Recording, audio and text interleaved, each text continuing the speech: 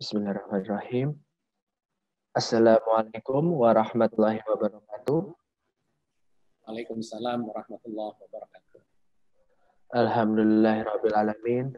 Wassalatu wassalamu ala asyrafil anbiya'i wal mursalin. Sayyidina wa maulana Muhammadin wa ala alihi wa sahbihi ajmain amma ba'du. Yang terhormat Ustadz Agus Mustafa selaku penceramah kajian Muslim malam ini. Yang terhormat Kepala SMF Urologi RSSA FKUB Dr. Besut Daryanto, spesialis bedah spesialis urologi konsultan. Yang terhormat Ketua Program Studi Urologi FKUB Dr. Kurnia Penta Seputra, spesialis urologi konsultan. Yang terhormat Dr. Atma Gunawan, spesialis penyakit dalam konsultan ginjal dan hipertensi.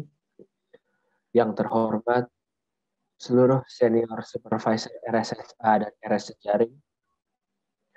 Yang terhormat segenap sivitas jaga kesehatan RSSA Malang. Dan yang terhormat seluruh sivitas sekretariatan, PPDS, dan juga panitia acara kajian Muslim pada hari ini. Dan tentu saja hadirin hadirah jamaah kajian Muslim yang insya Allah dimuliakan oleh Allah Subhanahu wa Ta'ala. Pertama-tama, marilah kita panjatkan puji syukur kehadirat Allah Subhanahu wa Ta'ala karena atas nikmat, berkat, dan rahmat yang dianugerahkan kepada kita semua, sehingga pada malam hari ini, alhamdulillah, kita dapat berkumpul di kajian rutin yang insya Allah penuh dengan barokah ini. Tak lupa pula, kita haturkan sholawat serta salam kepada junjungan kita Nabi besar Muhammad SAW yang telah menuntun kita, umat Islam, keluar dari kelamnya masa jahiliyah ke masa yang terang benderang. Berbeda dengan kajian-kajian sebelumnya, kajian kali ini adalah kolaborasi dari program pendidikan dokter spesialis urologi dan program pendidikan dokter spesialis ilmu penyakit dalam. Hal tersebut ditujukan agar manfaat yang dapat diberikan dapat lebih besar dan lebih masif lagi. Baik, sebelum kajian pada hari ini akan diawali dengan pemutaran video oleh panitia. Kepada panitia dipersilahkan.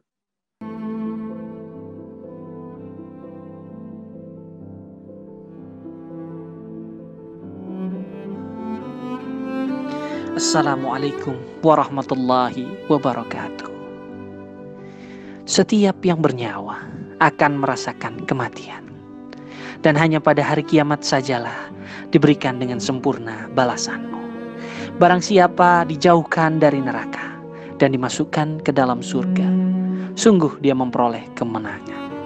Kehidupan dunia hanyalah kesenangan yang memperdaya. Surah Ali Imran ayat 185. Sudahkah kita menyiapkan bekal kematian kita? Betapa banyak orang yang terperdaya akan kesenangan di dunia ini. Banyak orang yang paginya sehat, siang meninggal. Siangnya sehat, malam meninggal. Malamnya persiapan untuk tidur, keesokan harinya tidur untuk selamanya. Sudahkah kita tidak terpedaya akan dunia ini? Dan sudahkah kita menyiapkan bekal kehidupan setelah kematian?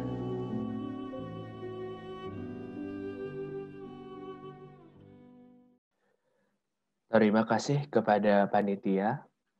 Tema pada kajian kali ini adalah kehidupan setelah kematian yang sudah sedikit dibahas dalam video dan akan dibahas lebih dalam lagi oleh Ustadz Agus Mustafa. Baik, beranjak ke acara selanjutnya adalah pembacaan tilawah dan sari tilawah yang akan dipandu oleh Dr. Baihaqi dan Dr. Jody. Waktu dan tempat kami persilahkan. أعوذ بالله من الشيطان الرجيم Bismillahirrahmanirrahim. Kullu nafsin za'iqatul maut. Wa innama tuwaffawna ujurakum yawmal qiyamah. Faman zuzi'a 'anil nari wa udkhilal jannata faqad faz. Wa mal hayatud dunya illa mata'ul ghurur. Latublawunna fi amwalikum wa anfusikum wa latasma'unna minal ladzina utul kitaba min qablikum wa minal ladzina asyraku adan katsira. Wa in tasbiru wa tattaqu fa inna dzalika min azmil umur. Shadaqallahul azim. Aku berlindung kepada Allah dari godaan setan yang terkutuk. Dengan menyebut nama Allah yang Maha Pengasih lagi Maha Penyayang. Setiap yang bernyawa akan merasakan mati. Dan hanya pada hari kiamat sajalah diberikan dengan sempurna balasanmu. Barang siapa dijauhkan dari neraka dan dimasukkan dalam surga, sungguh dia memperoleh kemenangan. Kehidupan dunia hanyalah kesenangan yang memperdaya. Kamu pasti akan diuji dengan hartamu dan dirimu. Dan pasti kamu akan mendengar banyak hal yang sangat menyakitkan hati dari orang-orang yang diberi kitab sebelum kamu dan dari orang-orang musyrik. Jika kamu bersabar dan bertakwa, maka sesungguhnya yang demikian itu termasuk urusan yang patut diutamakan. Maha suci Allah yang Maha Agung. Baik, terima kasih kepada Dr. Baihaqi dan Dr. Jody atas tilawah dan sari tilawah. Untuk acara selanjutnya adalah inti dari acara pada hari ini, yaitu ceramah dengan tema kehidupan setelah kematian yang akan dibawakan oleh Ustadz Agus Mustafa. Sebelumnya, diinformasikan kepada jamaah yang insya Allah dimuliakan oleh Allah Subhanahu wa Ta'ala, untuk pertanyaan dapat diajukan melalui kolom chat yang sudah tersedia di aplikasi Zoom, yang kemudian akan ditanyakan pada sesi tanya jawab di akhir ceramah berlangsung. Tanpa berlama-lama lagi, kepada Ustadz Agus Mustafa dipersilahkan. Bismillahirrahmanirrahim. Assalamualaikum warahmatullahi wabarakatuh. Waalaikumsalam warahmatullahi wabarakatuh, Ustaz. Alhamdulillahirabbil alamin, ma khalaqas samawati wal arda wa ma bainahuma la'ibin. Wassalatu wassalamu ala nabiyyina Muhammadin wa ala alihi wa ashabihi wa ummatihi ajmain. Bapak dan Ibu sekalian yang saya hormati, pimpinan prodi urologi, pimpinan prodi penyakit dalam, Dr. Atma, dan Bapak dan Ibu sekalian yang saya hormati. Alhamdulillah kita bisa bertemu. Bulan lalu, kalau nggak salah ada agendanya ya, tetapi saya sakit, opname kena COVID-19 dan 14 hari terkapar di rumah sakit, masuk ICU dan seterusnya. Tapi alhamdulillah Allah masih memberikan izin untuk sembuh kembali meskipun saat itu kritis. Hari ini saya diminta untuk sharing terkait dengan tema kehidupan sesudah mati. Ya, saya coba sharing materinya. Oke, sebentar.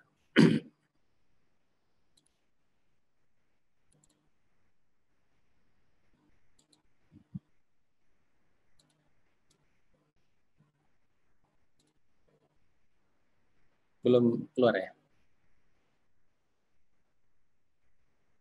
Sudah keluar, Pak? Belum, Pak? Belum Ustaz, mohon izin. Oke. Oke, sampun Ustaz. Baik. Oke, Bapak dan Ibu sekalian, dalam waktu 1 jam ke depan kita akan bicara satu tema yang sangat strategis, sangat sentral di dalam ajaran Islam tentang eskatologi, tentang kehidupan sesudah kematian. Dan ini adalah satu ilmu, satu pengetahuan yang tidak empirik, karena memang kita yang hidup tidak tahu, tidak pernah merasakan, belum pernah merasakan. Sehingga kita benar-benar bergantung pada informasi dari dalam kitab suci, dari dalam Al-Quran Al-Karim. Kita mencoba melihat ternyata banyak sekali ratusan ayat yang berbicara tentang drama kehidupan manusia, fase-fase kehidupannya, dan kemudian ada apa setelah kehidupan kita yang di dunia ini. Saya ingin memulainya dari satu firman Allah di dalam surat Al-Baqarah ayat 28. Yang ini bercerita tentang fase-fase dalam drama kehidupan kita semua. Kalau orang Jawa bilang sangkan paraning dumadi. Dari mana, sedang apa, dan kita mau kemana. Al-Quran mengabarkan kepada kita bahwa manusia ini drama kehidupannya itu akan melalui 5 fase. Salah satu fasenya adalah di dunia ini. 5 fase itu digambarkan dalam surat Al-Baqarah 28. A'udzubillahi minasyaitonirrajim. Bismillahirrahmanirrahim. Kaifa takfuruna billahi wa kuntum amwatan fa ahyakum summa yumitukum summa yuhyikum summa ilaihi turja'un. Bagaimana kamu bisa ingkar kepada Allah padahal kamu tadinya mati? Itu fase 1. Lalu Allah menghidupkanmu sekarang ini. Kemudian Dia akan mematikanmu. Maksud alam barzah. Lantas menghidupkanmu lagi. Masuk alam akhirat. Dan kemudian kepadanya lah kamu semua bakal dikembalikan. Kembali kepada Allah. Inna lillahi wa inna ilaihi raji'un. Dalam hakikat yang sesungguhnya kita berasal dari Allah dan akan kembali kepada Allah. Ayat ini sangat mendasar ya, karena memberikan roadmap dalam pemahaman agama kita bahwa kehidupan ini bukan hanya kehidupan yang kita alami sekarang, tetapi ada satu fase sebelum kita dan ada 3 fase lagi setelah kehidupan duniawi ini. Dan itu harus kita jabarkan dengan mengambil informasi dari dalam Al-Quran Al-Karim. Allah berfirman menjelaskan tentang fase-fase itu ya secara detail. Yang pertama adalah fase pertama yang dijelaskan di dalam surat Al-Insan ayat pertama. Hal ata 'alal insani hinum minad dahri lam yakun syai'an madzkura.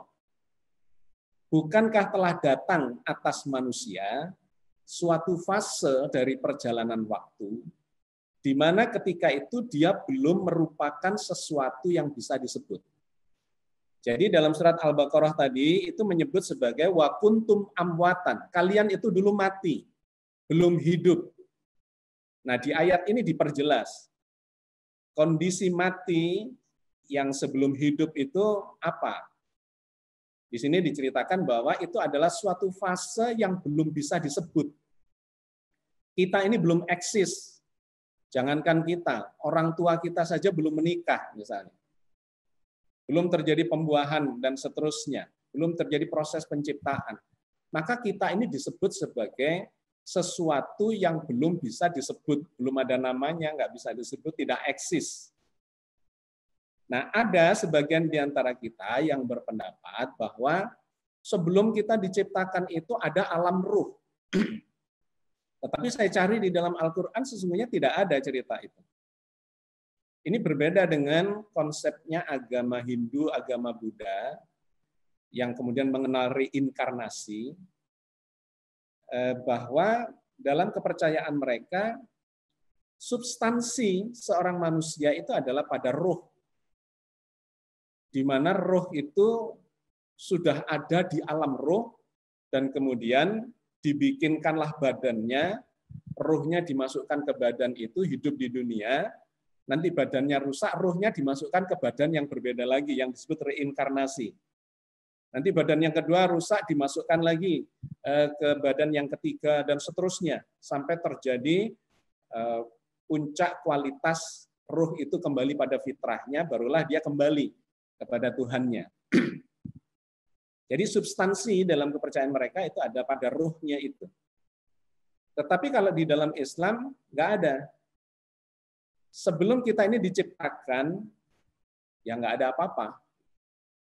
Ruh itu bukan substansi kemanusiaan.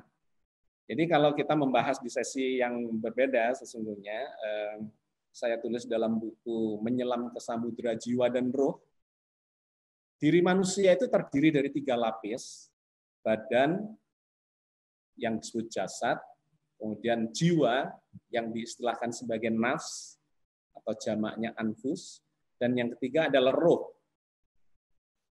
Kalau saya umpamakan atau analogikan dengan komputer, laptop saya ini, maka badan itu adalah hardware, jiwa, nafs itu adalah software, dan ruh itu adalah listriknya.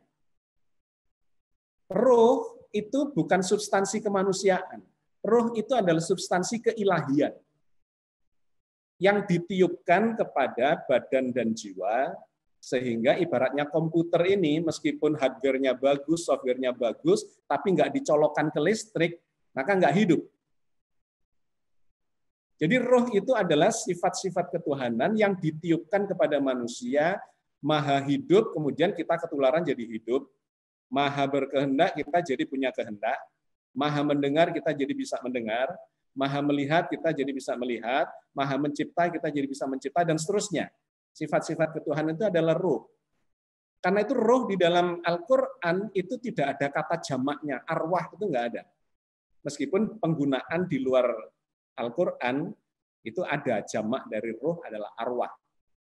Tetapi di dalam Al-Quran istilah ruh itu tunggal. Wa nafakha fihi min ruhihi. Allah meniupkan sebagian ruhnya kepada manusia yang diciptakan di dalam rahim itu. Jadi ruh itu ya bagian, sebetulnya kata bagian juga tidak tepat, tetapi ini adalah eksistensi ketuhanan, keilahian. Yang eksistensi kemanusiaan itu adalah jiwa, nafs. Jiwa kita itu bisa baik dan buruk, bisa jahat dan welas asih dan seterusnya. Tetapi roh itu tidak. Roh itu potensi saja. Tidak ada roh jahat, itu tidak ada. Istilah roh jahat itu salah kaprah. Roh itu netral. Hidup itu baik apa buruk? Netral. Kalau digunakan jahat ya jadi jahat, digunakan baik ya jadi baik. Mendengar itu netral. Melihat, berkehendak, mencipta itu netral. Tetapi nafs, jiwa manusia itu ada jiwa yang jelek, ada jiwa yang baik. Inilah substansi dari seorang manusia itu pada jiwanya itu. Ya, nafs itu. Nah, sedangkan yang ketiga adalah badan kasar, itu wadahnya. Karena kita hidup di dunia fisikal. Yang bertanggung jawab nanti saat pengadilan itu adalah nafs. Bukan ruh, bukan badan. Badan hanya ketempatan dari jiwa itu. Nah, jadi substansi seorang manusia ada pada jiwanya. Maka kita ini, badan kita berbeda, jiwa kita berbeda, tapi roh kita itu sama sesungguhnya. Sama dengan saya punya 10 komputer di sini, hardware-nya beda-beda, software-nya beda-beda, tapi listriknya sama. Dicolokkan ke listrik, sumber listrik yang sama sehingga menjadi berfungsi semua.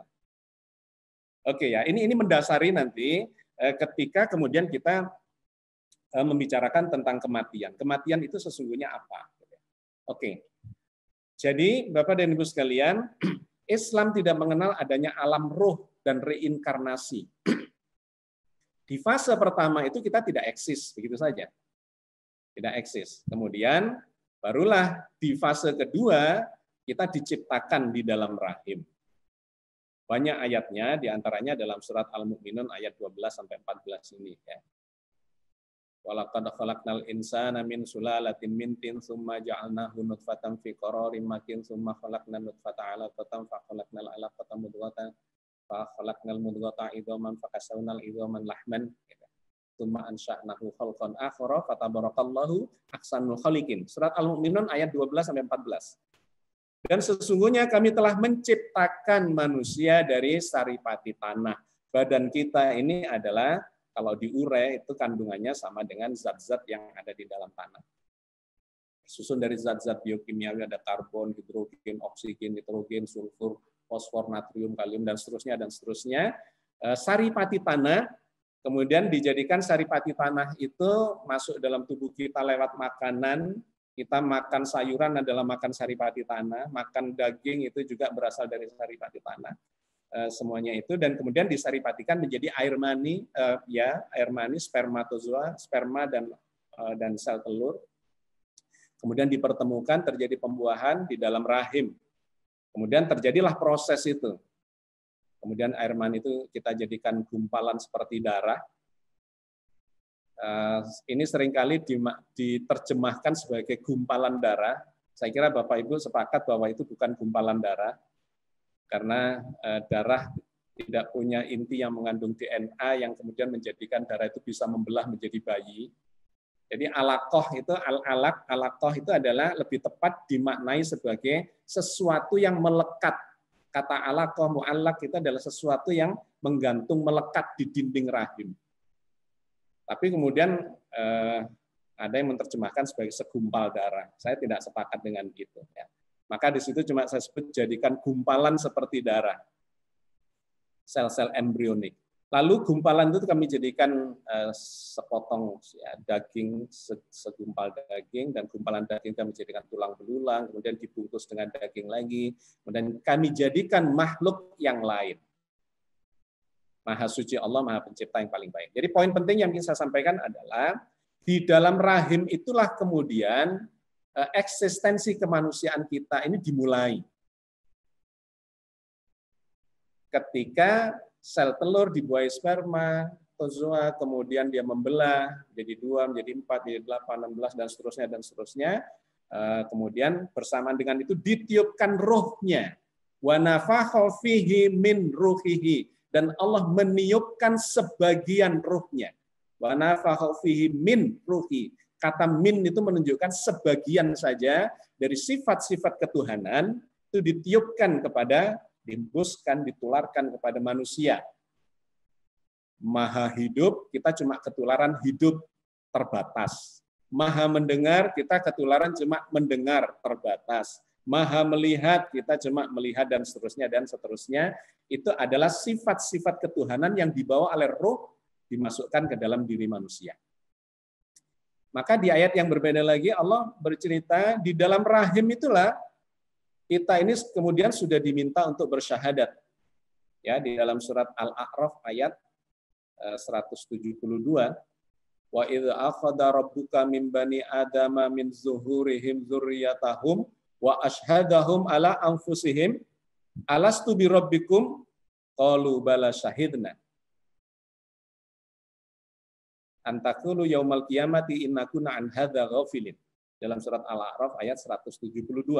Dan ingatlah ketika Tuhanmu mengeluarkan keturunan anak-anak Adam dari tulang belakang mereka. Ini menarik ini, tulang sulbi. Jadi kenapa kok tidak dari organ reproduksinya di indung telur dan gonad ya pada laki-laki, tetapi digambarkan dari tulang belakang. Saya pernah baca itu ternyata sekarang ini sudah dibuktikan bahwa sel telur maupun sperma itu bisa dibikin dari stem cell. Awal bersumber dari stem cell, dan stem cell itu sangat kaya ada di sumsum tulang belakang. Jadi ini menarik ini ayat ini kalau dikaji secara lebih jauh. Ya, ayat ini bercerita ketika Allah mengeluarkan keturunan anak-anak Adam dari tulang belakang mereka, sulbi mereka, dan Allah mengambil kesaksian terhadap jiwa mereka. Bukankah aku ini Tuhanmu? Mereka menjawab, betul, kami bersaksi. Yang demikian itu agar di hari kiamat kamu tidak mengatakan sesungguhnya kami adalah orang-orang yang lalai terhadap hal ini, tentang eksistensi ketuhanan itu. Artinya, fitrah, insting ketuhanan, itu sesungguhnya sudah ada pada setiap manusia. Jadi kalau kita ini berkelana ke penjuru dunia, ke suku-suku pedalaman dimanapun,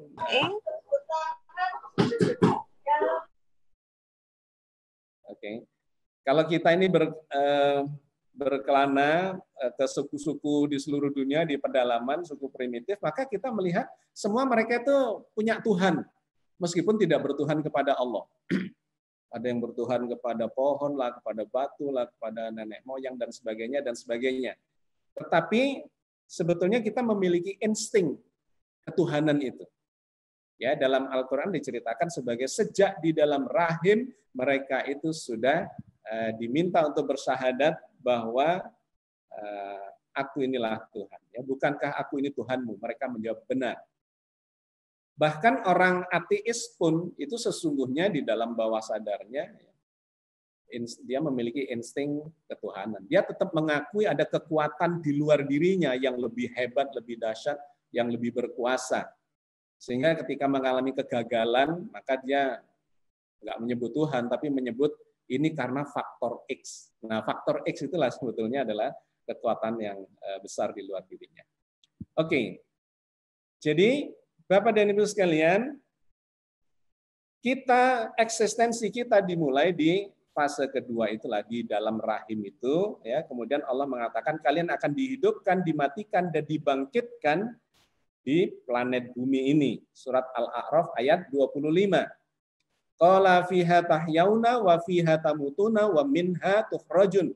Allah berfirman, di bumi itu kamu hidup, di bumi itu kamu mati, dan dari bumi itu juga kamu akan dibangkitkan. Ayat ini menarik, konsekuensinya panjang, dan menjadi salah satunya adalah buku ternyata akhirat tidak kekal. Karena di kalimat terakhirnya itu, dan di bumi, dan dari bumi itu kalian akan dibangkitkan. Jadi kita ini dihidupkan di bumi, dimatikan di bumi, dibangkitkan juga di bumi, karena kuburan kita itu ada di bumi ini. Padahal hari kebangkitan itu adalah fase akhirat. Kiamat dulu, kemudian baru dibangkitkan. Di mana itu terjadinya? Ternyata di bumi. Wah, ini membawa konsekuensi yang terasa kontroversial dan panjang penjelasannya. Saya tuangkan dalam buku tersendiri. Ternyata akhirat tidak kekal, karena ternyata semua ini terjadi di planet bumi ini. Padahal planet bumi ini adalah benda kecil, seperti debu saja di jagat raya. Ini memunculkan begitu banyak pertanyaan yang harus diklarifikasi. Oke, tetapi pada kesempatan kali ini saya ingin mengambil garis besarnya saja, bahwa di fase kedua itulah Allah menciptakan kita di dalam rahim ibu kita, kemudian dilahirkan dan hidup di bumi ini sampai kemudian mati kita, dan kemudian nanti akan dibangkitkan kembali. Sekarang kita berada di fase yang kedua itu. Nah, kemudian masuklah ke fase yang ketiga, ya, bahwa setiap yang hidup, setiap yang berjiwa, ini pasti akan mengalami kematian. Kullu nafsin dha'iqatul maut wa nabluukum bisyarri wal khairi fitnatan wa ilaina turja'un. Setiap yang berjiwa, yang hidup, akan mengalami kematian.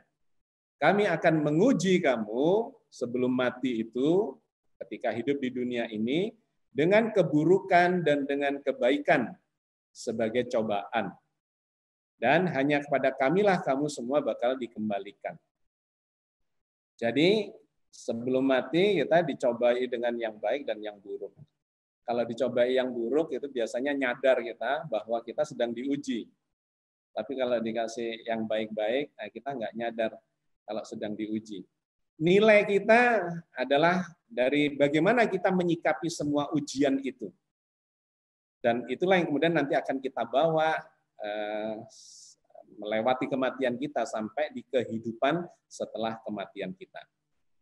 Oke, jadi fase yang ketiga, ya tadi di surat Al-Baqarah ayat 28, Kaifa takfuruna billahi wa kuntum amwatan, tadinya mati belum bisa disebut, fa ahyakum, kemudian dihidupkan di dunia sekarang, summa yumitukum, kemudian kita akan dimatikan dan kita akan masuk ke satu alam yang berbeda, yaitu masuk alam barzakh.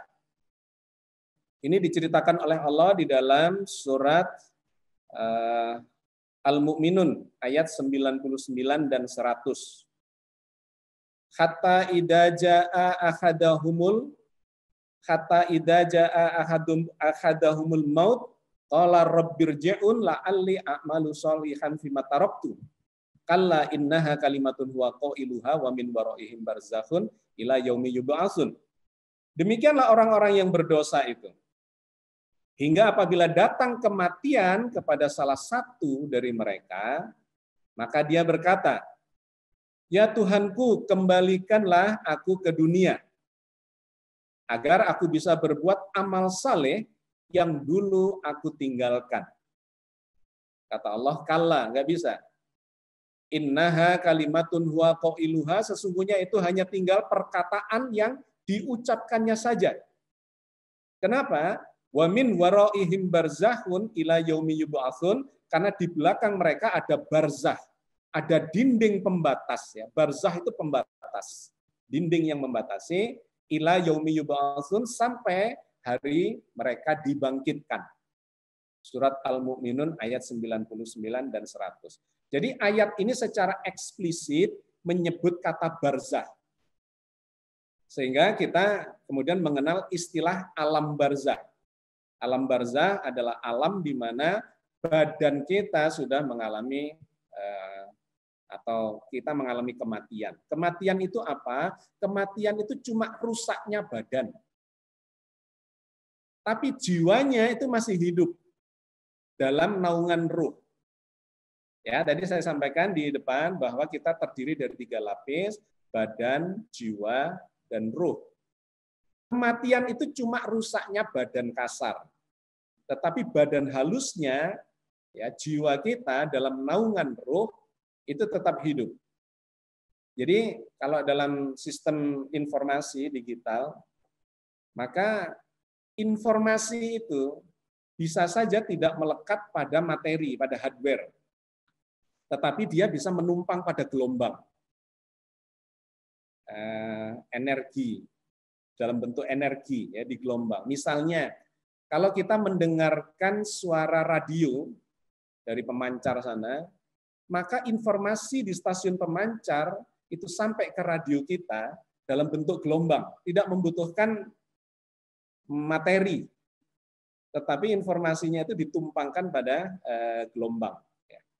Nah, sama kurang lebih ketika badan kita rusak, badan material kita rusak, maka setiap materi itu kan memiliki energi. Lepaslah energinya. Ya, bioplasma atau badan halus yang kemudian kita sebut sebagai nyawa, itu adalah badan halus di mana dia dalam bentuk energi ya, gelombang yang menyimpan semua amal perbuatan kita itu masih ada di situ. Secara informasi itu masih tersimpan di sana. Nah, itu diceritakan dalam sejumlah ayat, nanti termasuk di ayat-ayat berikutnya saya jelaskan, bahwa orang yang mati itu sesungguhnya cuma mengalami kerusakan badannya saja, dan kemudian kesadarannya dalam badan halusnya itu masih tetap hidup, masuk ke dimensi yang lebih tinggi.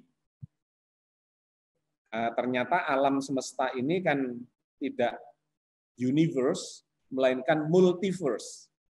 Jadi sekarang teori-teori tentang multiverse itu semakin bisa diperjelas ya, dielaborasi dalam banyak penelitian meskipun masih membutuhkan waktu panjang. Tetapi teori-teori tentang kosmologi, tentang jagat raya itu menunjukkan seperti yang diinformasikan oleh Al-Qur'an bahwa jagat raya ini ada 7 lapis langit. Di mana lapis pertamanya itu adalah dunia yang kita tinggali ini. Ada lapis kedua, lapis ketiga, sampai lapis yang ketujuh itu adalah alam akhirat. Nah, disitulah ada alam arwah, ya, salah satu dari langit itu dimensinya lebih tinggi. Alam dunia ini mewadahi badan kasar kita. Tetapi di dimensi yang lebih tinggi itu dalam bentuk gelombang, dalam bentuk energi dan seterusnya itu terwadahi di sana. Jadi secara gampangannya di sekitar kita ini ada alam paralel, ya, jin misalnya itu di mana? Ada di sekitar kita. Yang kata Al-Quran, mereka bisa melihat kamu dari tempat yang kamu tidak bisa melihat mereka. Nah, arwah itu di mana? Masuk ke dimensi yang lebih tinggi juga di sekitar kita dalam bentuk yang berbeda dan di alam yang dimensinya berbeda. Badannya rusak, jiwanya masuk ke dimensi yang lebih tinggi, tetap membawa semua catatan amalannya. Nah, di ayat ini kemudian diceritakan salah satunya adalah cerita orang yang berdosa ini. Hingga apabila datang kematian kepada salah satu dari mereka, ya, mati, masuk alam barzah, mereka terkejut, ya Tuhanku, kembalikan aku ke dunia, agar aku bisa berbuat amal saleh yang dulu aku tinggalkan. Jadi mereka itu rupanya melihat sesuatu, sehingga kaget, dan kemudian ketakutan, dan minta dikembalikan ke dunia agar bisa berbuat amal kebajikan. Nah, itu dalam teori dimensi dijelaskan bahwa orang yang berada di dimensi yang lebih tinggi itu bisa melihat masa depan yang lebih jauh. Jadi ini menjadi penjelas sederhana bahwa ketika seseorang itu mati, masuk ke dimensi yang lebih tinggi, maka dia bisa melihat masa depannya. Waduh, salah saya. Tuhan kembalikan saya ke dunia supaya saya bisa melakukan amal kebajikan yang dulu saya tinggalkan. Tapi kata Allah apa? Kalla, nggak bisa. Sesungguhnya itu hanya tinggal perkataan yang diucapkan saja. Innaha kalimatun huwa qailuha. Tinggal ucapan saja. Kenapa? Wa min waraihim barzahun ila yaumi yub'atsun. Karena di belakangmu sudah ada dinding barzah, pembatas yang menyebabkan kamu tidak bisa balik ke dunia. Kenapa? Badanmu sudah rusak. Kamu hidup sekarang dalam bentuk energial, dalam bentuk gelombang. Sudah nggak punya badan fisikal sehingga tidak bisa kembali ke dunia lagi. Diistilahkan ada pembatas dimensi yang disebut sebagai barzah. Nah, jadi orang-orang berdosa ketakutan karena melihat masa depannya. Nah, itu ada di dalam dimensi yang lebih tinggi. Nah, di ayat yang berbeda, Allah menggambarkan, saya lewati dulu ya. Ini saya lewati karena nyambungnya ke ayat berikut ini. Kalau yang tadi itu adalah cerita orang yang berdosa, maka ini diceritakan orang-orang yang baik, yang mati syahid. Itu dengan sangat eksplisit Allah mengatakan bahwa mereka itu hidup. Wala taqulu lima yuqtalu fi sabilillahi amwatan, amwat bal ahya walakin la tashkurun. Dan janganlah kamu mengatakan terhadap orang-orang yang gugur di jalan Allah itu mati. Jangan kau katakan orang yang mati itu mati. Sesungguhnya mereka itu hidup, tetapi kamu tidak menyadarinya. Jadi orang berdosa ya hidup, orang yang gugur di jalan Allah, yang syahid juga tetap hidup. Dijelaskan lagi di ayat yang lain di surat Ali Imran ayat 169 dan 170 sama, bahkan digambarkan mendapatkan rezeki. Wala tahsabannalladzina qutilu fisabilillahi amwat bal ahya inda rabbihim yurzakun, begitu. Janganlah kamu mengira orang-orang yang gugur di jalan Allah itu mati. Bahkan mereka itu hidup di sisi Tuhannya dan mendapat rezeki. Mereka dalam keadaan gembira disebabkan karunia Allah yang diberikannya kepada mereka. Dan mereka bergirang hati terhadap orang-orang yang masih tinggal di belakang mereka. Ya, kawan-kawannya yang juga diharapkan mati syahid. Yang belum menyusul mereka. Bahkan tidak ada kekhawatiran terhadap mereka dan tidaklah mereka bersedih hati. Baca surat Ali Imran ayat 169, 170. Orang-orang mati syahid itu gembira ketika berada, ini belum di akhirat ini. Ini masih di alam barzah. menunggu kedatangan teman-temannya yang juga diharapkan syahid menyusul mereka. Bahwa mereka itu dapat rezeki dari sisi Tuhannya, mereka gembira dan tidak memiliki kekhawatiran dan bergirang hati terhadap orang yang masih tinggal di belakangnya supaya mereka menyusul dan seterusnya. Jadi Bapak dan Ibu sekalian, dengan sangat eksplisit Al-Quran menggambarkan bahwa di alam barzah itu orang-orang yang kita sebut mati itu sesungguhnya hidup, tetap hidup. Tetapi di dalam format yang berbeda, di dalam bentuk wujud yang berbeda, tidak lagi badan kasar, melainkan badan halusnya. Orang-orang yang baik itu sudah merasakan kesenangan, kenikmatan, kebahagiaan. Sedangkan orang-orang yang jahat, yang berdosa, mereka itu mengalami ketakutan. Takutan, kengerian. Meskipun belum ada siksa. Siksa dalam arti pengadilan. Di alam kubur itu tidak ada pengadilan. Selama ini kan ada bahkan sampai keyakinan ya, bahwa ada malaikat yang bakal mengadili kita di alam barzah itu. Saya termasuk yang tidak sependapat dengan itu, karena saya cari di dalam Al-Quran itu tidak ada sama sekali informasinya. Logikanya begini, logika umumnya, logika dasarnya. Yang pertama, ayat-ayat Al-Quran bercerita bahwa yang mengadili manusia itu bukan malaikat. Yang akan mengadili manusia itu adalah Allah. Tidak ada ceritanya di dalam Al-Quran malaikat mengadili manusia. Itu tidak ada. Maksimum malaikat itu mencatat dan menyerahkan catatan dan kemudian bersaksi. Ikut memberikan kesaksian bahwa ini loh segala macam catatan baik dan buruknya dia. Satu. Yang kedua, di alam barzah itu tidak ada pengadilan. Satu, karena memang bukan malaikat yang mengadili. Dan yang kedua, pengadilan itu hanya terjadi di akhirat nanti. Ya ini memang kemudian memunculkan kontroversi, karena banyak mainstream ya yang berpendapat bahwa di dalam alam barzah itu akan terjadi pengadilan dan kemudian ada siksa dalam bentuk fisik. Nah itu yang juga saya tidak sepakat. Kenapa? Karena fisiknya sudah hancur. Fisik kita sudah rusak.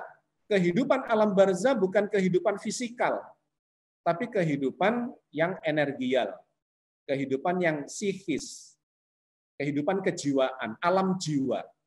Sehingga kalau disebut mengalami ketersiksaan, itu bukan ketersiksaan dalam bentuk fisikal, tapi ketersiksaan secara psikis yang digambarkan oleh Al-Quran dalam bentuk ketakutan, ya teror mental dan sebagainya.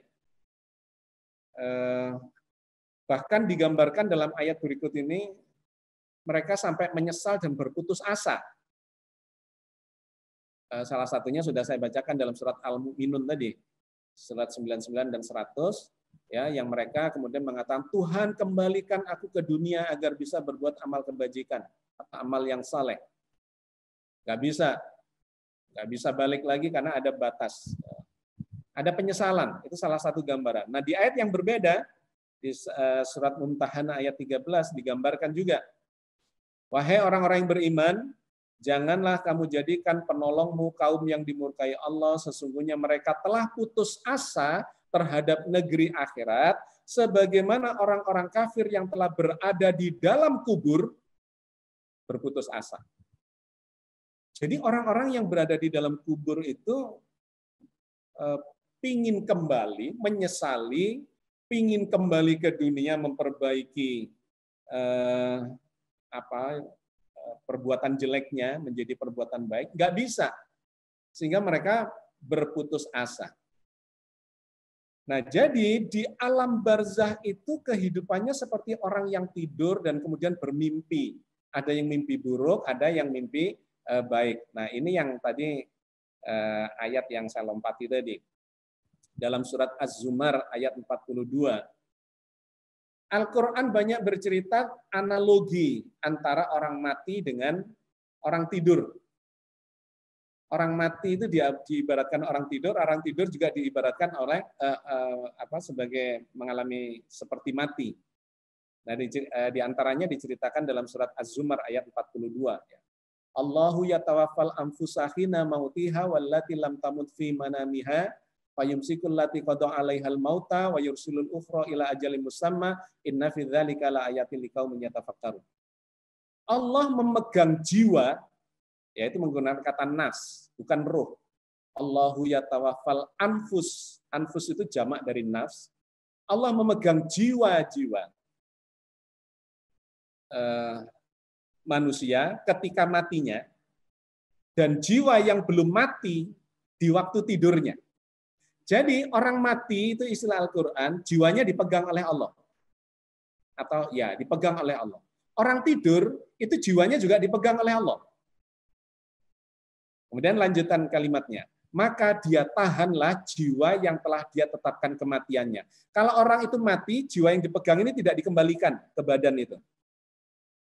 Dan dia lepaskan jiwa yang lain yang tidur sampai waktu yang ditentukan. Kalau dia tidur, terus terbangun, jiwanya dikembalikan ke badan itu.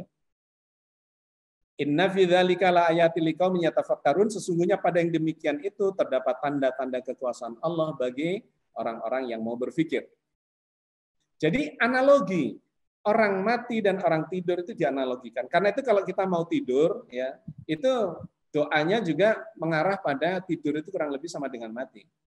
Bismillahi Allahumma ahya wa bismika amut. Gitu. Ya Allah, dengan namamu aku hidup dan dengan namamu aku mati. Nanti bangun tidur, alhamdulillahilladzi ahyana ba'da ma amatana wa ilaihin nusur. Terima kasih ya Allah, syukur telah menghidupkan saya dari mati saya semalaman. Jadi antara hidup dan mati itu banyak dianalogikan di dalam Al-Quran. Nah, orang mati itu seperti orang tidur. Tapi dalam skala yang lebih badannya sudah tidak berfungsi. Kalau tidur cuma pause, ya di pause, tapi kalau mati sudah di stop gitu ya. Nah, di dalam tidur itu bisa bermimpi. Ada yang mimpi buruk, ada yang mimpi baik. Orang-orang yang mimpi buruk tersiksa dia di dalam mimpinya.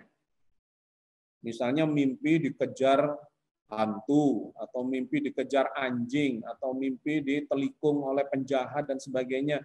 Itu bisa betul-betul merasakan ketakutan, ya, ketersiksaan, berputus asa di dalam mimpinya itu. Nah, sama orang yang meninggal di alam barzah itu adalah alam jiwa di mana badannya sudah rusak, tidak lagi bisa merasakan badannya, tetapi yang merasakan adalah jiwanya. Bukan dikarenakan diadili karena belum ada pengadilan, melainkan tersiksa oleh perbuatannya sendiri, oleh amalan, ya, rekaman amalan yang dia bawa sendiri, sehingga itu menjadikan kualitas jiwanya itu menjadi kualitas jiwa yang tidak baik. Nah, disitulah kemudian jiwa itu memunculkan rekaman-rekamannya dan memunculkan ketakutan, memunculkan segala macam ketersiksaan itu. Jadi itulah yang sebetulnya digambarkan sebagai azab kubur itu. Bukan dalam arti kemudian dipukul badannya, dicambuk, ya, enggak ada. Itu enggak ada cerita itu di dalam Al-Quran, enggak ada. Oke, Bapak dan Ibu sekalian, jadi di alam barzah kita itu tetap hidup, bahkan orang-orang yang berdosa itu menyesali dan berputus asa. Maka di alam barzah itu serasa tidur, bermimpi. Ada satu ayat yang mengatakan, mereka berkata, aduh celaka kami, siapa yang membangunkan kami dari tempat tidur kami? Inilah yang dijanjikan Tuhan yang Maha Pemurah dan benarlah Rasul-Rasulnya. Surat Yasin ayat 52. Jadi dianalogikan antara mati dan tidur, dan kemudian ketika dibangkitkan, itu perasaan mereka katanya dibangunkan dari tempat tidurnya. Atau dalam surat Isra ayat 52, yaitu pada hari dia memanggil kamu, lalu kamu mematuhinya sambil memujinya, Dan kamu mengira bahwa kamu tidak berdiam di dalam kubur kecuali cuma sebentar. Nah, ini menarik. Karena ternyata ketika kita dibangunkan atau dibangkitkan dari kematian kita itu merasa bahwa keberadaan kita di alam barzah itu seperti sebentar saja. Padahal di ayat yang lain diceritakan, orang yang masuk ke alam barzah, apalagi yang berdosa, itu merasa, wah lama sekali, mau keluar dari alam barzah itu nggak bisa. Karena memang badannya sudah hancur, dia terkungkung di dalam alam jiwa. Pasti dia merasa lama sekali seperti kalau kita mimpi, mau keluar dari mimpi itu nggak bisa, gitu ya. Lama. Tetapi ketika dibangunkan, itu perasaannya cuma sebentar. Sama dengan orang tidur, ketika dia bangun, kemudian saat dibangunkan itu ditanya, berapa lama kamu tidur? Ah, sebentar, Kak. Coba lihat itu jamnya. Ternyata sudah 8 jam misalnya. Perasaannya cuma sebentar. Jadi terjadi relativitas waktu antara dunia, antara di alam barzah dengan nanti di alam akhirat dan dengan di alam dunia ini. Karena beda dimensi, itu akan menghasilkan satu relativitas terhadap waktu. Rasanya sebentar, atau rasanya lama di dalam mimpi, tetapi begitu keluar sebetulnya mimpinya itu cuma 1 menit atau 2 menit dalam ukuran orang yang gitu ya, yang tidak tidur. Kamu itu tadi tidur cuma sak seliutan 1 menit, tapi mimpinya bercerita bisa panjang sekali, misalnya gitu. Oke, Bapak dan Ibu sekalian, jadi poinnya adalah Al-Quran banyak bercerita bahwa di dalam alam barzah kita itu seperti ditidurkan saja, terjadi relativitas waktu itu. Sehingga di ayat yang lainnya nanti digambarkan berapa lama kamu di alam barzah atau di dalam kubur atau bahkan di dunia. Itu jawabannya cuma sehari atau setengah hari. Di alam akhirat akan panjang. Nah, contoh yang semacam itu diceritakan dalam banyak ayat, terjadi relativitas waktu pada orang-orang yang dimatikan dan dihidupkan. Misalnya dalam surat Al-Baqarah ayat 259. Cerita tentang orang yang dimatikan 100 tahun. Tapi kemudian ketika dihidupkan lagi, ditanya berapa lama kamu di sini, katanya sehari atau setengah hari saja, gitu ya. Apakah kamu tidak memperhatikan orang yang melalui suatu negeri yang telah roboh menutupi atapnya? Dia berkata, bagaimana Allah menghidupkan kembali negeri ini setelah hancur? Maka Allah mematikan orang itu 100 tahun, kemudian menghidupkannya kembali. Allah bertanya, berapa lama kamu tinggal di sini? Ia menjawab, saya tinggal di sini sehari atau setengah hari. Padahal dimatikan 100 tahun. Allah berkata, sebenarnya kamu telah tinggal di sini 100 tahun lamanya. Lihatlah itu makanan dan minumanmu yang belum berubah, dan lihatlah keledaimu yang telah menjadi tulang belulang. Kami akan menjadikan kamu tanda kekuasaan bagi manusia. Di ayat yang lain lagi Allah bercerita tentang Ashabul Kahfi yang ditidurkan 300 tahun di dalam gua. Dan demikianlah kami bangunkan mereka, ya, saling bertanya di antara mereka sendiri. Berkatalah salah seorang di antara mereka, sudah berapa lama kamu berada di sini? Mereka menjawab, kita berada di sini sehari atau setengah hari. Berkata yang lainnya, Tuhanmu lebih mengetahui. Padahal itu 300 tahun. Padahal Tuhanmu lebih mengetahui berapa lama kamu berada di sini. Maka suruhlah salah seorang di antaramu untuk pergi ke kota dengan membawa uang perakmu ini, dan hendaklah dia lihat manakah makanan yang lebih baik. Mau beli makanan dengan uang peraknya, tapi ternyata sudah nggak laku. Dan baru ketahuan bahwa mereka betul-betul itu 300 tahun yang lalu zamannya mereka itu. Maka hendaklah mereka membawa makanan itu untukmu, dan hendaklah berlaku lemah lembut, dan janganlah sekali-kali menceritakan halmu pada seorang pun. Jadi ada terjadi relativitas waktu antara di dunia, di alam barzah, dan di alam akhirat. Oke. Bapak dan Ibu sekalian, di alam barzah itu kita akan sampai menjelang hari dibangkitkan. Dan kemudian nanti dibangkitkan untuk mempertanggungjawabkan segala perbuatan kita. Dalam ayat berapa ya? Surat Ali Imran ayat 25 diceritakan. Bagaimanakah nanti apabila mereka kami kumpulkan di hari kiamat yang tidak ada keraguan tentang adanya, dan disempurnakan kepada setiap diri balasan apa yang diusahakan, sedang mereka tidak dianiaya sedikit pun. Jadi pengadilan itu ada di hari kebangkitan, setelah dibangkitkan, bukan di alam barzakh. Di sanalah disempurnakan balasannya. Kenapa? Karena di alam barzakh itu ternyata pahala dan dosa masih mengalir. Dari investasi yang kita tanam, kita amalkan ketika hidup di dunia sebelum mati. Kata Nabi ada 3 yang pahalanya masih terus bisa mengalir ke alam barzakh. Idza mata ibnu adama in qata'a amaluhu illa min salasin. 1, sedekah jariyah. 2, ilmun yuntafa'u bihi. Yang 3, waladin sholihin yad'ulah. Sedekah jariyah, bersedekah dengan harta benda kita untuk kebajikan, untuk bangun musola, untuk menyekolahkan, ya, dan memberi manfaat. Selama manfaatnya berjalan, maka kita akan mendapatkan pahalanya, bagian pahala dari yang dilakukan oleh orang lain itu. Karena itu investasi kita. Jadi meskipun kita banyak dosa, mati, tapi kalau tabungan investasi kita banyak, bisa saja itu mengalir terus, ya, banyak orang melakukan kebajikan karena amal jariyah kita, maka kita akan ketambahan pahala. Karena itu tidak make sense kalau kemudian diadili, wong ini pahala masih mengalir ke alam barzakh. 1 dari sedekah jariyah. Yang kedua, ilmun yuntafa'u bihi.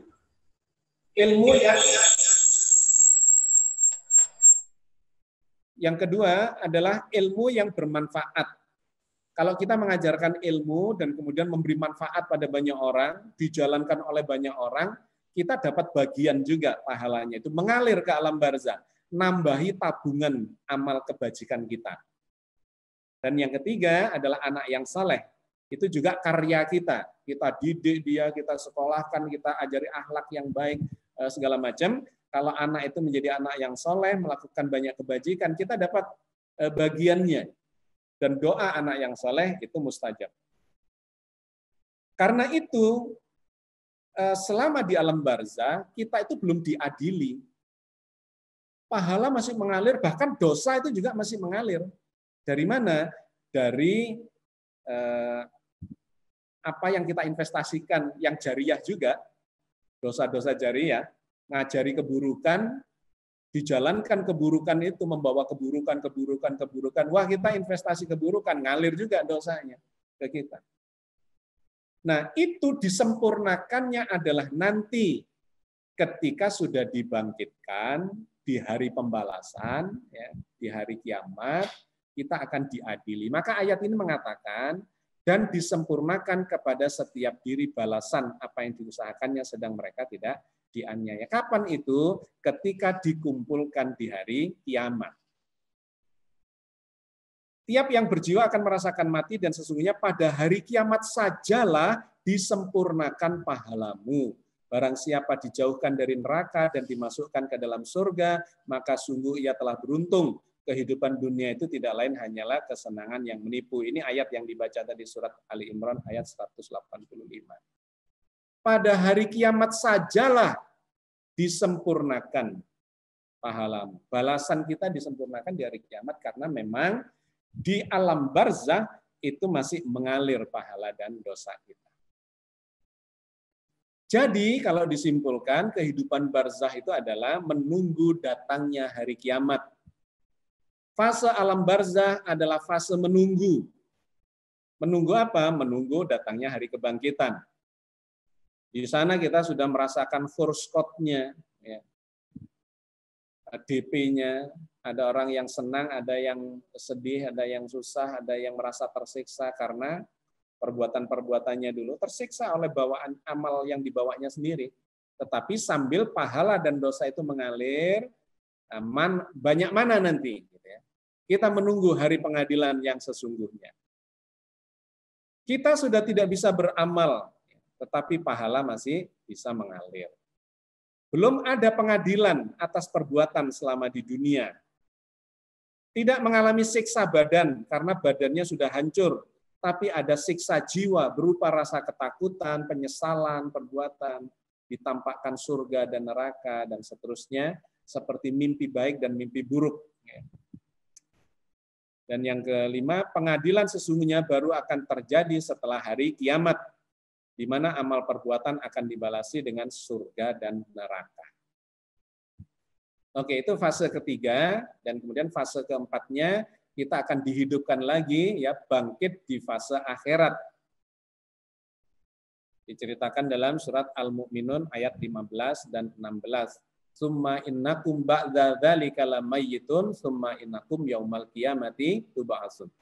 Kemudian sesudah itu sesungguhnya kamu sekalian benar-benar bakal mati, kemudian sesungguhnya kamu sekalian akan dibangkitkan lagi nanti dari dalam kubur di hari kiamat untuk mempertanggungjawabkan seluruh amal perbuatan kita.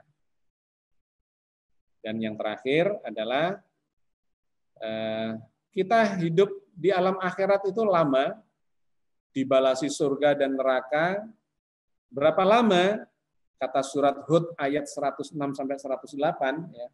Khalidina fiha madamatis samawati wal ardu. Mereka kekal di dalamnya, di dalam surga dan neraka itu sampai lenyapnya langit dan bumi. Sampai lenyapnya jagat raya. Sampai lenyapnya alam semesta. Jadi alam semesta ini dulu pernah nggak ada. Kemudian diciptakan Allah. Kalau dalam kosmologi diteorikan dalam teori Big Bang, ya. Meskipun ini masih terus mengalami proses penyempurnaan. Tapi bahwa dulu pernah tidak ada, kemudian diciptakan, alam sekarang ini mengembang, kemudian nanti mengkerut lagi, kemudian lenyap lagi. Itu pendekatan saintifiknya. Bahwa jagat raya pernah tidak ada, dan kemudian dia ada, dan kemudian nanti menjadi mengalami kehancuran, big crunch, kehancuran total. Ternyata Al-Quran juga bercerita begitu. Orang yang berada di dalam surga, di dalam neraka itu akan tetap kekal di dalamnya, khalidina fiha madamatis samawati wal ardu, selama langit dan bumi masih ada, selama jagat raya masih ada. Tapi kalau jagat raya ini nanti lenyap, dihancurkan kembali oleh Allah, maka seluruh isi jagat raya termasuk akhirat itu akan lenyap. Ini kontroversial memang, dan saya tulis dalam buku Ternyata Akhirat Tidak Kekal. Tentu membutuhkan sesi yang berbeda untuk membahas itu. Tetapi di dalam sejumlah ayat kemudian Allah mengatakan bahwa memang semua itu akan dilenyapkan kembali kepadanya. Dalam surat Al-Anbiya 104, ya, Allah mengatakan, pada hari kami gulung langit seperti menggulung lembaran-lembaran kertas, sebagaimana kami telah memulai dulu penciptaan pertama, begitulah kami akan mengulanginya. Itulah suatu janji yang pasti kami tepati, sesungguhnya kamilah yang akan melaksanakannya. Jadi jagat raya ini sebenarnya digulung seperti lembaran-lembaran kertas, diringkesi lagi, lenyap, kemudian nanti Allah menciptakan lagi. Digulung lagi, diciptakan lagi, gulung lagi, diciptakan lagi. Kenapa? Karena Allah Maha Pencipta. Terserah kepada Allah. Nah, kita hidup di ciptaan yang sekarang. Nanti ketika dilenyapkan lagi kembali kepada Allah, setelah itu apakah kita ada lagi? Allahu a'lam, kita tidak pernah tahu. Nah, maka akhirnya segala sesuatu bakal binasa kecuali Allah saja. Akhirat itu makhluk, manusia itu makhluk, surga itu makhluk, neraka itu makhluk. Semua jagat raya dengan segala isinya adalah makhluk, pernah tidak ada dan bakal tiada. Wala tad'u ma'allahi ilahan akhar la ilaha illa huwa kullu syai'in halikun illa wajha lahul hukmu wa ilaihi turja'un. Janganlah kamu sembah bersama Allah Tuhan apapun yang lain. Tidak ada Tuhan melainkan Dia. Segala sesuatu bakal binasa kecuali Allah saja. Baginya lah segala penentuan dan hanya kepadanya lah kamu semua bakal dikembalikan. Kullu syai'in halikun, segala sesuatu bakal binasa, illa wajhah, kecuali wajah Allah, kecuali eksistensi Allah.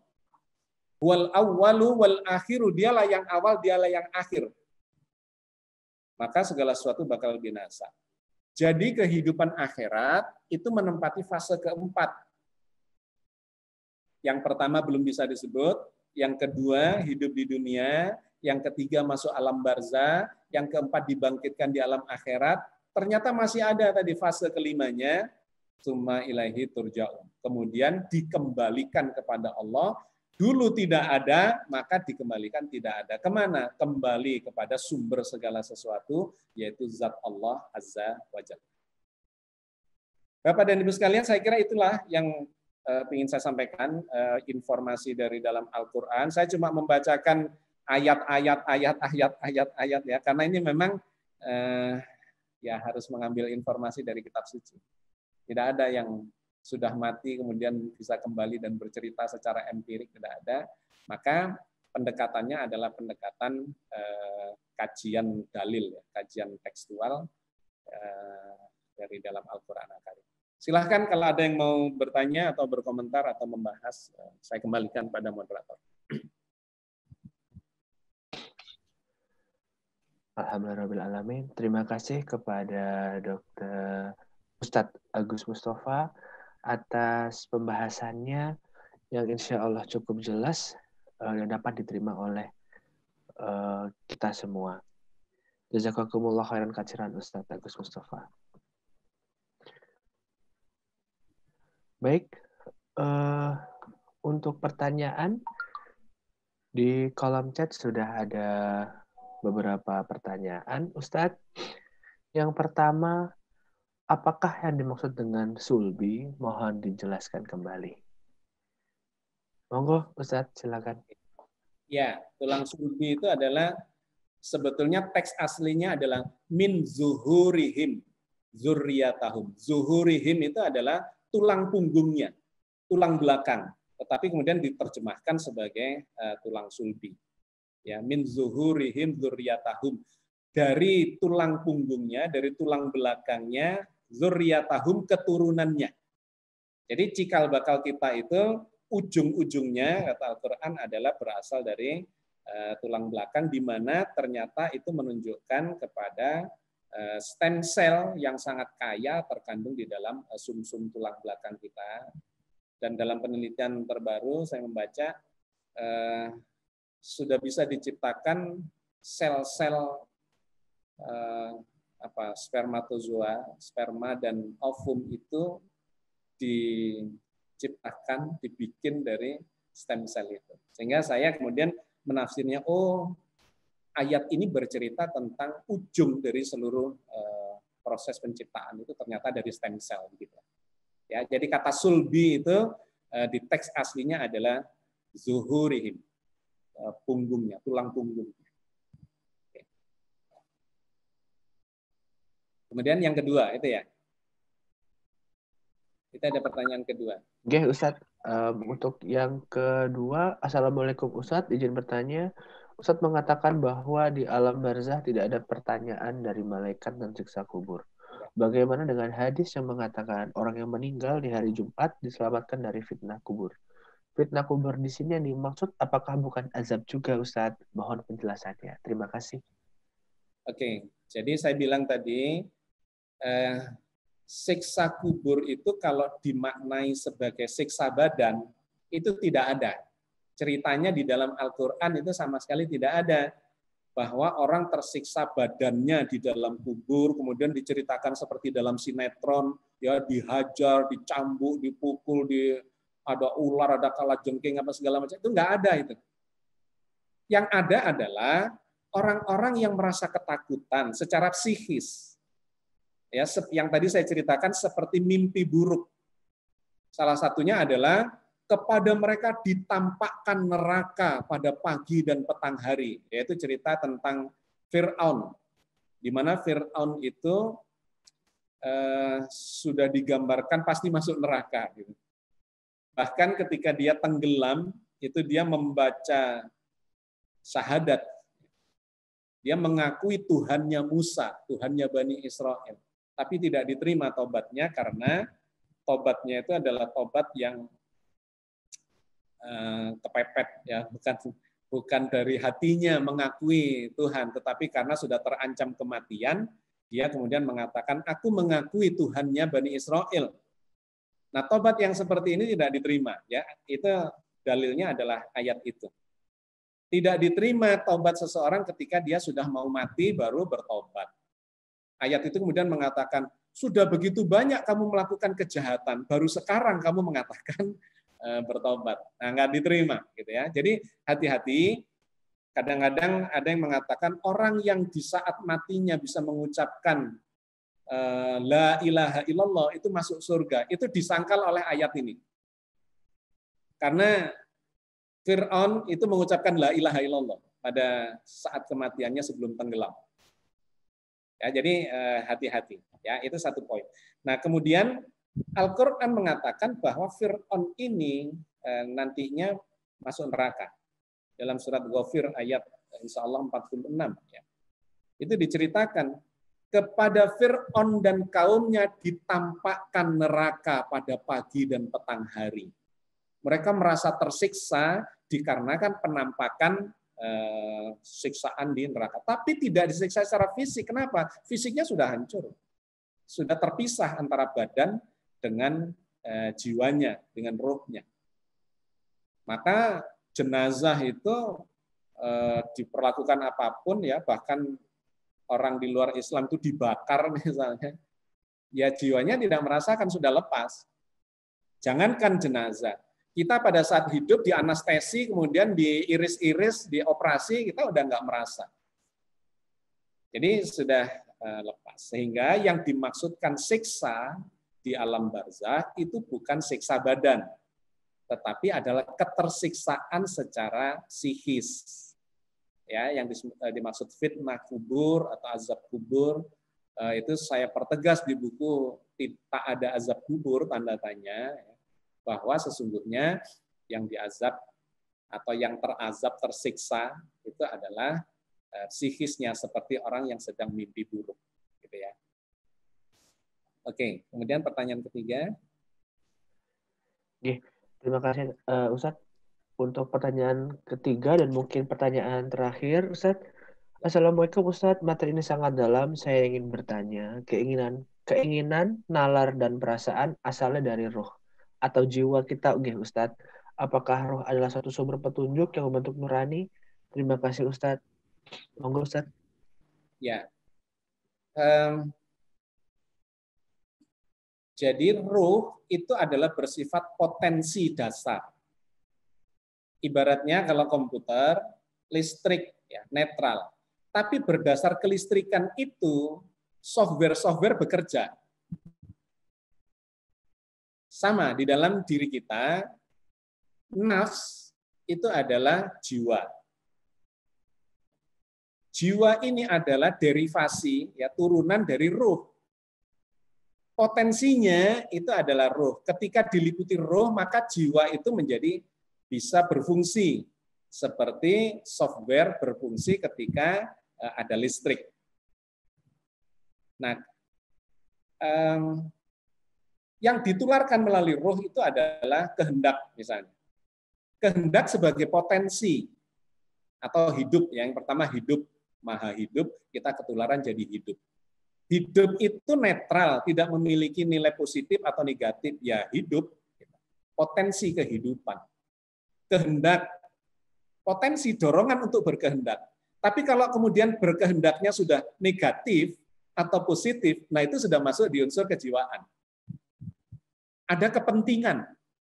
Nah, kepentingan itu adalah kemanusiaannya, di jiwanya itu. Kehendak. Mendengar itu adalah potensi. Tapi begitu mendengar digunakan, potensi mendengar digunakan untuk mendengar yang jelek, mendengar yang baik, ada keinginan, dorongan, nah, itu sudah bisa hawa nafsu. Nah, itu sudah nafs. Nafs itu adalah kejiwaan kita, manusia, kemanusiaan kita yang memiliki dorongan untuk itu. Nah, ini nanti ada levelnya. Hawa nafsu atau nafsul hawa itu dorongan yang buruk. Nafsul amaroh itu adalah nafs jiwa yang ngurusi duniawi saja, itu nafsul amarah, terjebak pada duniawi. Naik lagi menjadi nafsul lawamah, jiwa yang menyesali diri. Artinya sudah pengetahuannya semakin banyak, ilmunya semakin tinggi, semakin bijak. Kemudian dia mulai merasakan ada sistem nilai yang masuk di dalam jiwanya untuk mengukur apakah ini baik atau buruk, ini manfaat atau mudarat dan seterusnya. Itu ada di level nafsul lawamah. Ini kalau diteruskan lagi naik menjadi nafsul mutmainnah. Jiwa yang tenang, jiwa yang damai, jiwa yang sudah selesai dengan segala macam kepentingan duniawinya, nilai-nilainya adalah nilai-nilai ilahiyah. Jadi dia mensucikan dirinya sampai ke tingkat nafsul mutmainnah.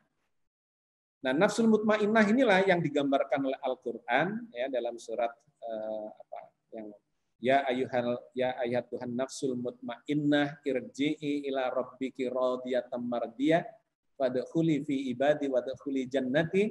Wahai jiwa yang tenang, jiwa yang damai, jiwa yang sudah selesai, yang mengalami proses penyempurnaan, pensucian selama kehidupannya di duniawi, kembalilah kepadaku, irji'i ila rabbiki, kembalilah kepada Tuhanmu, radiyatan mardiyah, dengan ridho dan diridhoi oleh Allah. Fadkhuli fi ibadi wadkhuli jannati. Masuklah ke dalam golongan hamba-hambaku dan masuklah ke dalam surgaku. Jadi puncak dari perjalanan nafs.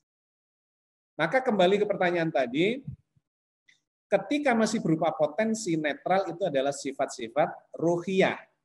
Tapi begitu sudah punya kepentingan, itu bisa mulai dari jelek sampai baik, itu ada di level nafsiyah, di level kejiwaan, ya, kemanusiaan. Karena itu ada dalam surat As-Sams juga di ayat 7-10, ya. Wa nafsi wa ma sawwaha fa alhamaha fujuraha wa taqwaha qad aflaha man zakkaha wa qad khaba man dassaha.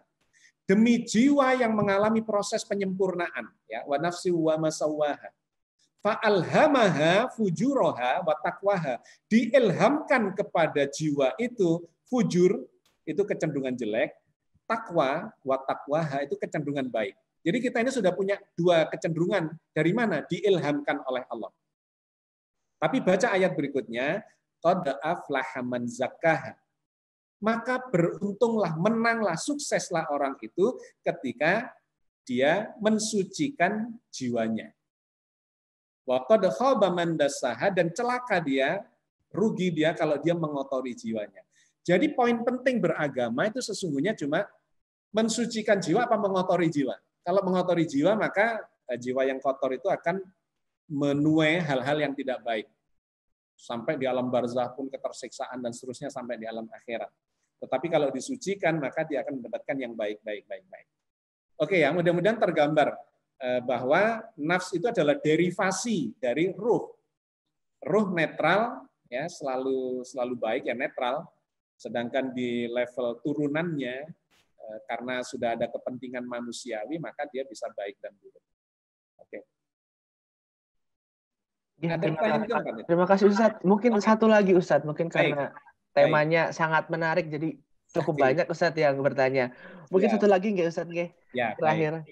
Untuk pertanyaan keempat, Assalamualaikum Ustadz, mengenai 3 amalan tidak putus tadi, disebutkan tidak terputus pahala selama amalnya masih dimanfaatkan manusia. Artinya, jika disedekahkan sudah habis atau hancur atau tidak ada, maka akan terputus juga aliran pahalanya Ustadz. Jadi sekiranya amalan apa yang lebih disarankan untuk yang lebih bermanfaat dan lebih panjang dan kekal selama dunia maupun setelah meninggal? Silahkan Ustadz. Oke. Ya, yang kekal kan cuma Tuhan. Jadi apapun termasuk amalan kita, karya-karya kita ya pasti memiliki keterbatasan. Tetapi kita berusaha yang sepanjang-panjangnya.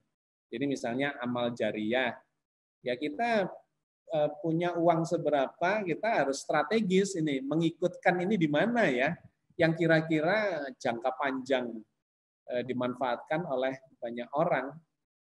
Misalnya apakah digunakan untuk bangun masjid, ikut bangun masjid, musola, tempat pendidikan, atau tempat-tempat yang banyak dimanfaatkan oleh orang banyak, atau untuk nyekolahkan, atau untuk apa? Membiayai. Ya kita cari. Tapi pasti memang tidak selamanya. Poin pentingnya memang seperti dipertanyakan, ketika itu sudah tidak termanfaatkan lagi, ya memang berhenti di situ. Karena memang amal jariah itu ibaratnya gini, kita menanam saham di sebuah perusahaan. Kita sudah nggak bekerja di perusahaan itu, tapi kita nanam saham di sana. Selama perusahaan itu punya untung, ya di akhir tahun dia akan bagi dividen.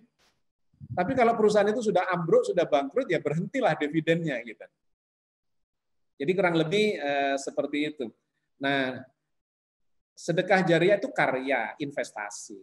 Sama dengan ilmu, itu karya, investasi. Kalau kita membuat suatu penemuan yang kemudian dimanfaatkan oleh banyak orang dan ya mereka mendapat manfaat dari itu, ya itu mengalir pahalanya kepada dia. Atau kita ngajari seseorang dan seseorang itu mengajarkan lagi, kita ngajarkan pada 10 orang mengajarkan pada 100 orang mengajarkan pada 1000 orang. Wah, itu kita kayak multi level marketing. Itu dapat ya paling banyak gitu karena beranak, ada downline dan yang semakin banyak dan semakin banyak. Tetapi ketika semua itu berhenti, ya berhenti juga. Gitu ya, saya kira mudah-mudahan bisa menjawab. Ya, terima kasih Ustadz. Mungkin karena keterbatasan waktu, pertanyaan terakhir Ustadz. Alhamdulillah, terima kasih. Jazakumullah khairan katsiran Ustadz Agus Mustafa atas penjelasannya. Insya Allah materi hari ini dapat diterima dengan sangat jelas. Semoga ilmu yang disampaikan dapat menjadi amalan baik dan bermanfaat untuk kita jamaah sekalian dan senantiasa menjadi amal jariah untuk Ustadz Agus Mustafa dan juga kita jemaah semuanya. Amin, amin, ya Rabbal Alamin. Oke, Ustadz, untuk menutup kajian pada hari ini, mungkin bisa ada doa yang dipimpin oleh Agus Mustafa agar ilmu yang kita dapat pada hari ini dapat bermanfaat, juga semoga kita selalu diberikan kesehatan, pandemi ini dapat segera berakhir, dan juga mohon doa untuk Profesor Dr. Sudikdo Adi, spesialis kulit kelamin konsultan, ayahanda dari Dr. Paksi Satyagraha MK, spesialis dari konsultan, guru kami semua yang saat ini sedang dirawat di ICU di Bandung dikarenakan COVID-19.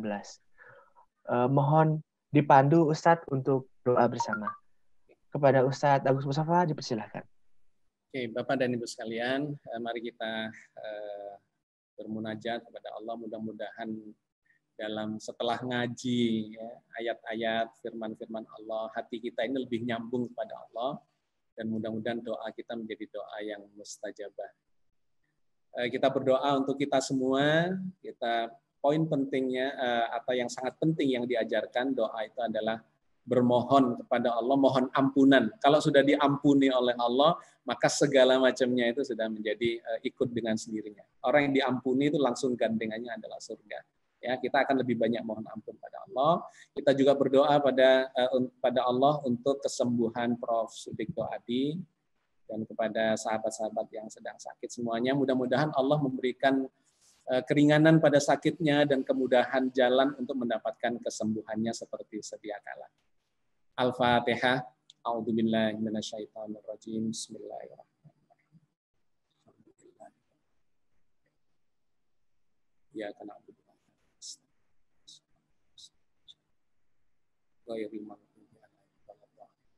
Allahumma ighfir lil walidaina warhamhuma kama rabbayana shaghira. Allahumma ighfir lil mu'minina wal mu'minat wal muslimina wal muslimat al ahya'i minkum wal amwat innaka sami'un qaribun mujibud da'wat. Allahumma rabbana hab lana min azwajina wa dzurriyyatina qurrata a'yun waj'alna lil muttaqina imama. Allahumma rabbana la tuzigh qulubana ba'da idh hadaitana wa hab lana min ladunka rahmah innaka antal wahhab.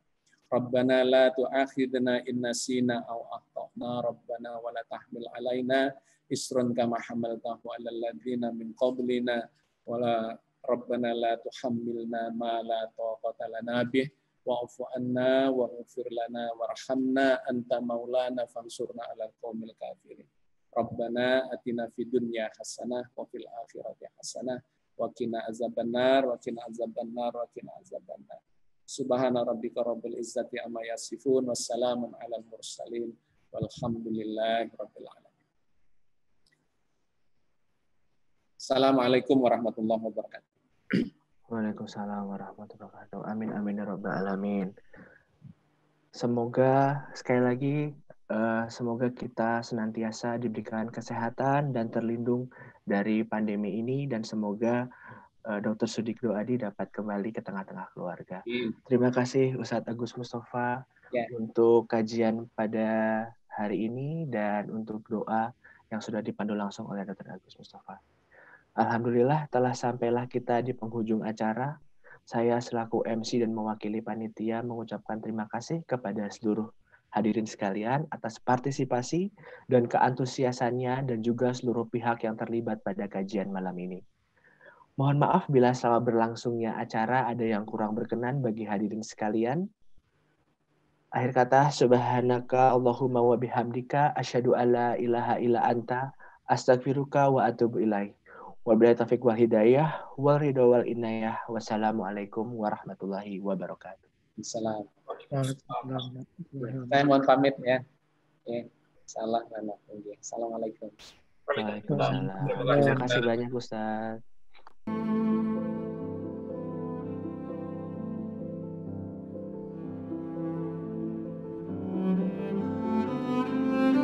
Assalamualaikum warahmatullahi wabarakatuh. Setiap yang bernyawa akan merasakan kematian. Dan hanya pada hari kiamat sajalah diberikan dengan sempurna balasanmu. Barang siapa dijauhkan dari neraka dan dimasukkan ke dalam surga, sungguh dia memperoleh kemenangan. Kehidupan dunia hanyalah kesenangan yang memperdaya. Surah Ali Imran ayat 185. Sudahkah kita menyiapkan bekal kematian kita? Betapa banyak orang yang terperdaya akan kesenangan di dunia ini. Banyak orang yang paginya sehat, siang meninggal. Siangnya sehat, malam meninggal. Malamnya persiapan untuk tidur, keesokan harinya tidur untuk selamanya.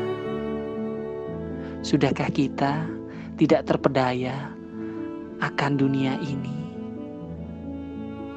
Dan sudahkah kita menyiapkan bekal kehidupan setelah kematian?